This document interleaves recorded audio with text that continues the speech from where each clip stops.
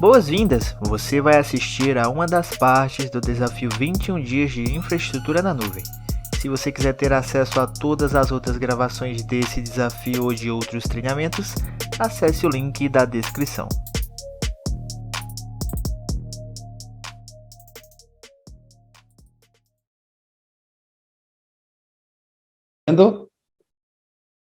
Muito bem, gente, muito bem. Então, para a nossa aula 2, né, iremos falar um pouquinho aqui de teoria sobre rede, né, de alguns recursos que a gente utiliza na AWS, e depois vamos para a prática, para a gente realmente construir a nossa primeira rede, né, e aí vamos ir evoluindo essa rede, ok? Muito bem, turma. Então, para que vocês possam entender como é que funciona toda essa questão, a primeira coisa que vocês precisam ter em mente é que vocês vão criar uma VPC.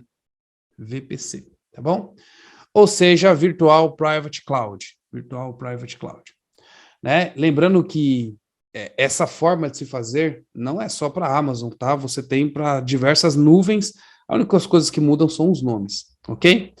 Muito bem, a gente vai criar uma VPC. Quando a gente cria uma VPC, o que a gente cria? A gente cria uma grande rede. Uma grande rede.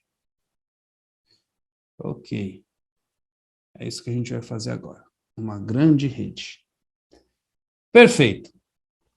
Essa rede é uma rede interna que está na nuvem, né, no provedor que você está utilizando. Espera aí que a câmera desfocou. Aí, agora voltou. Ou seja, então essa é um grande recurso que a gente vai utilizar. E aí, dentro desse recurso, a gente tem algumas coisas, né? Ou seja, alguns outros recursos. A gente consegue criar aqui, ó, subnets. Subnet. E podem ser várias, tá? Então, posso ter uma subnet aqui. Posso ter outra subnet aqui. Ok. Vou criar só duas, por enquanto. Então, a gente pode ter uma ou várias subnets, tá bom? O que são subnets? São pequenas redes, tá? Ou seja, subrede. Tá bom? São pequenas redes que a gente constrói para que a gente possa dividir algumas dessas máquinas, né, que a gente vai trabalhar. Essas subredes, né, na realidade, a VPC, a gente cria em uma região. Lembra, né? Todo mundo lembra o que é uma região, né, gente? Todo mundo lembra aí o que é uma região, importante, hein? E as subnets a gente cria em duas zonas de disponibilidade. Então, por exemplo, zona A e aqui zona B. Beleza? Se a gente colocou essas subnets em zonas de disponibilidades diferentes, basicamente a gente está falando que essas duas subnets estão em dois data centers, né? Data center. E aqui, data center A. E esse aqui, data center B. Ou seja, eu já estou criando ali uma rede com uma alta disponibilidade. Show? Muito bem. Então, já estamos aí formando algo bem legal aí para a gente começar a trabalhar na nuvem. Dentro das nossas subnets, né? Outra coisa.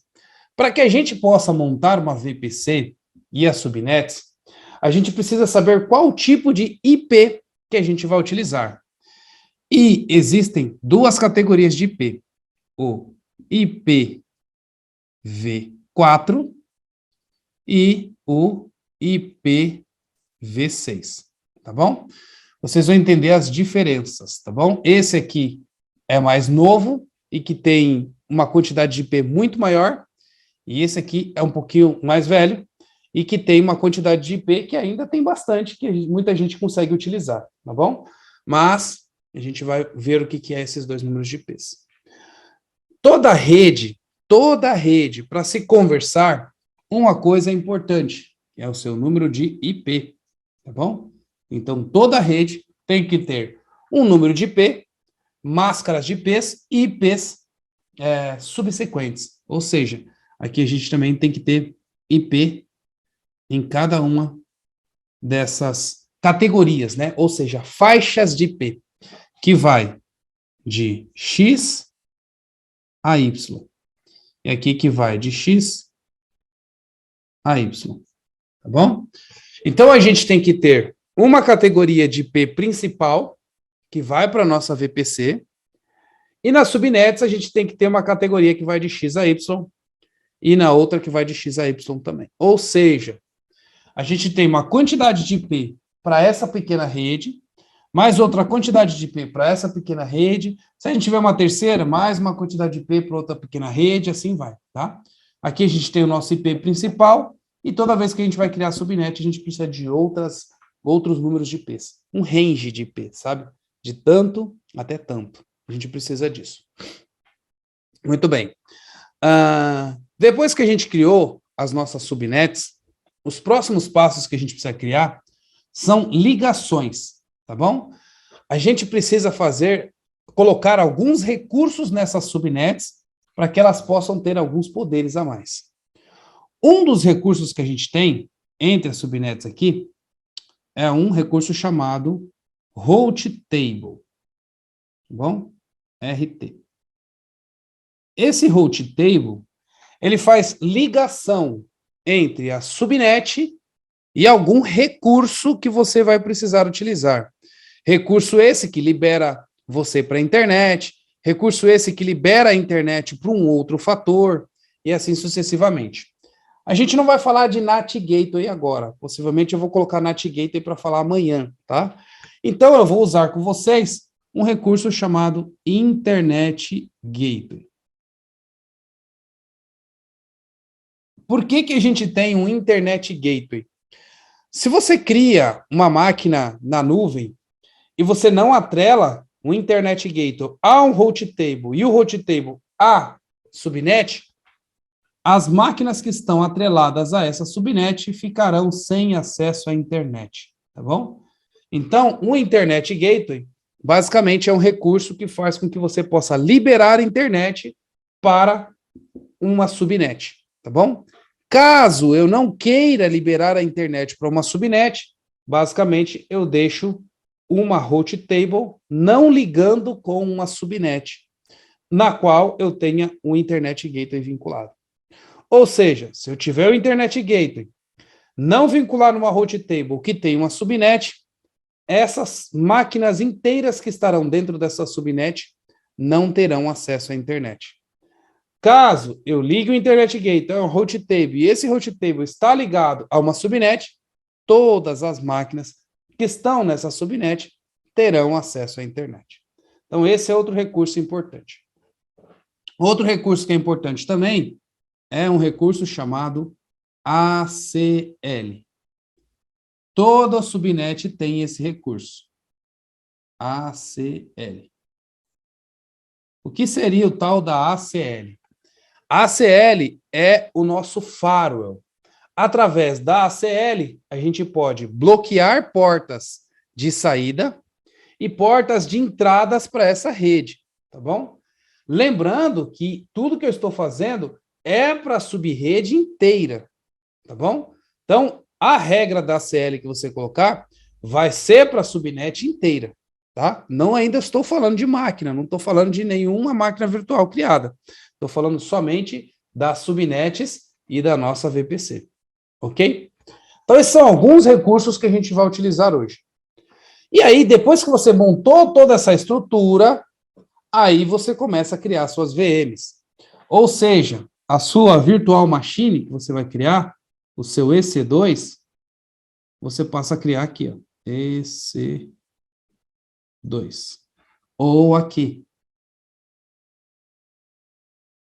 EC2.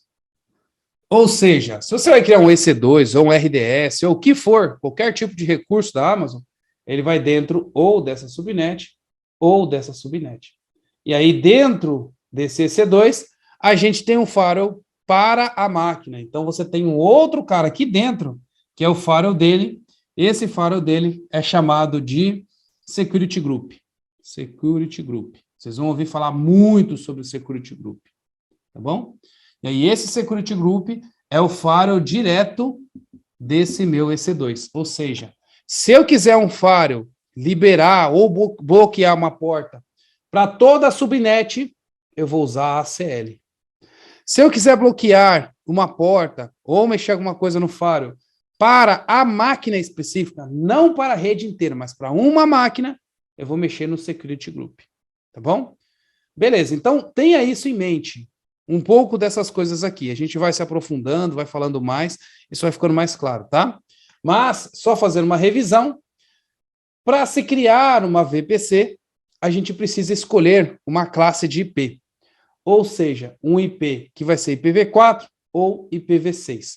Vocês vão entender o que é quando eu for criar. Toda a nossa rede ela é criada em base de um IP. Dentro da nossa rede, a gente tem, então, subnets, que podem ser em zonas de disponibilidades diferentes ou iguais. A minha recomendação, sempre crie em zonas diferentes. Ok? Toda subnet que você criar também precisa ter um range de IP. Esse range de IP vai ser o range na qual, quando você colocar uma máquina virtual, essa máquina virtual vai estar entre esses IPs desse range.